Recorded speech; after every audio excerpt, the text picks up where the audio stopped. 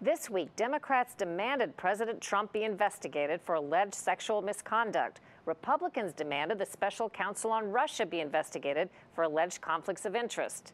Meantime, new sexual harassment probes started up recently in Congress, including against Congressman John Conyers and Trent and Senator Franken before he announced his resignation.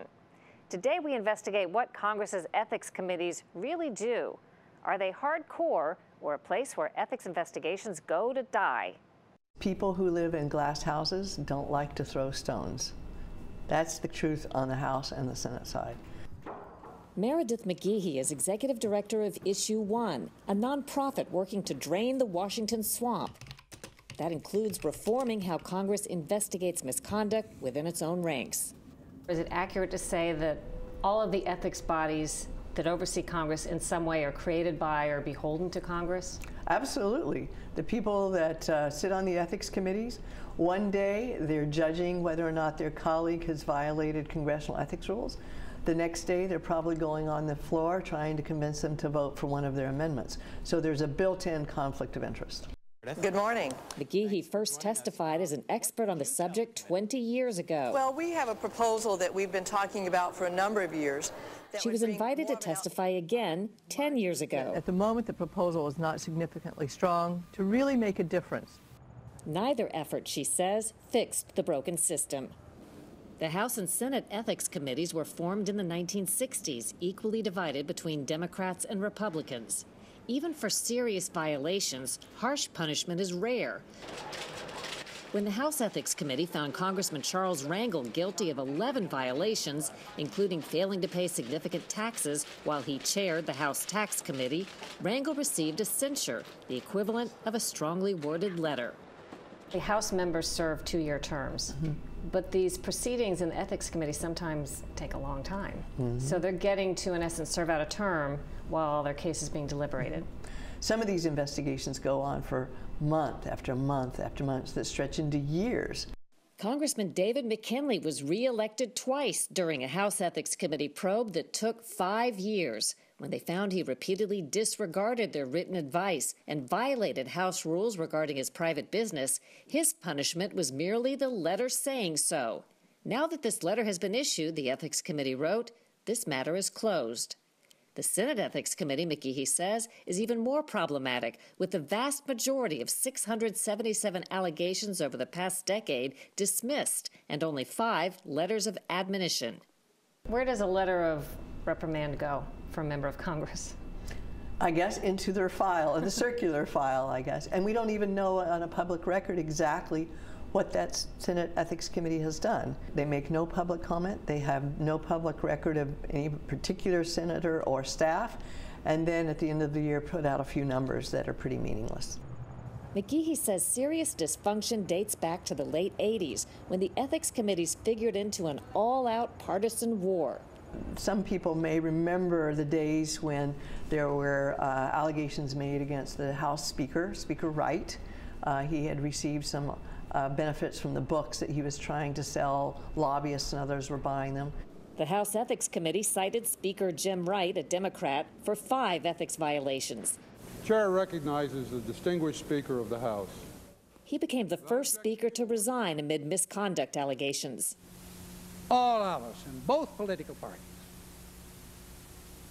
must resolve to bring this period of mindless cannibalism to an end. There's been enough of it. Democrats soon got payback against the Republican who led the ethics assault against Wright, Newt Gingrich. The House Ethics Committee investigated him for conflicts of interest when he became Speaker in 1995. Gingrich got slapped with a reprimand and a $300,000 fine. Meantime, over in the Senate, the Ethics Committee found 5 U.S. senators guilty of lapses ranging from poor judgment to improper interference with an investigation in the Keating 5 savings and loan scandal. McGehee says there was a ceasefire when both sides decided they were getting hurt. People referred to for a long time as an ethics truce, in which neither party would file an ethics complaint against the other because they were afraid if they did one, then the other side would do one, and so they just had a truce. During that truce, a flurry of public scandals focused attention on Congress's ethics challenges. Republican leader Tom DeLay, nicknamed the Hammer for his tough party tactics, was caught up in various conflicts of interest. But DeLay's conflicts netted nothing stronger from the House Ethics Committee than a letter stating, "It is clearly necessary for you to temper your future actions." From the ethics viewpoint, really the hammer never came down on the hammer. There were bribery scandals involving Congressman James Traficant, Duke Cunningham, and William Jefferson, all of whom went to prison, and Congressman Mark Foley, who allegedly sent sexually explicit messages to teenage boys, current and former congressional pages. Amid the public outrage over Congress behaving badly, the House created a new Office of Congressional Ethics in 2008 to investigate complaints. Notably, it doesn't have the power to punish. It can only refer cases to the House Ethics Committee, where fellow members of Congress decide their colleagues' fate. They did not give the Office of Congressional Ethics subpoena power. It's very hard for any investigative body to do a very good job when they have no subpoena power. What's happened now, 10 years later, is because they don't have subpoena power, the K Street lawyers who are now representing members and staff, they're telling their clients, don't cooperate. During its 10 years, the House Office of Congressional Ethics has received 182 complaints. Most were dismissed. Only a relative handful resulted in any discipline, which McGehee says amounted to a slap on the wrist.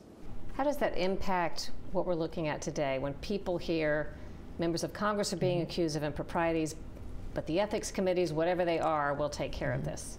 Well, it's interesting when the ethics committee feels like it's politically convenient, all of a sudden they can want to take on a case. Some of your folks may recall Senator Vitter had been involved in a prostitution ring. The Senate Ethics Committee had said, well, first, none of this occurred while he was a senator, so we have no jurisdiction. Now comes Senator Franken. They want him to investigate something that happened before Senator Franken was a senator. So suddenly, they say, okay, we'll take the case. Where they precisely had refused to take a case before that on exactly the same kinds of issues. What do you conclude from that? What I conclude from this is that the Senate Ethics Committee is a place where you go when you have a political hot potato and you don't know what else to do with it. And that's not a Republican or a Democratic issue. The Senate Ethics Committee is the perfect place to let it go and cool off. I will be resigning as McGehee says only public pressure can change the dynamic that's long dominated the system Congress set up to police itself. There's a tendency to want to go for the slap on the wrist, to let something that's very heated and radioactive at the moment, refer it to the Ethics Committee and then let it cool down and maybe even be forgotten. And so it is kind of this dead letter office in many cases, where they're more interested in protecting each other than they are in ensuring high ethical standards.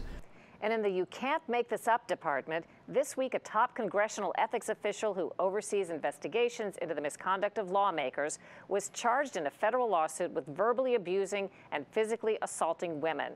Omar Ashmawi denies the charges that stemmed from a bar brawl in Pennsylvania in 2015.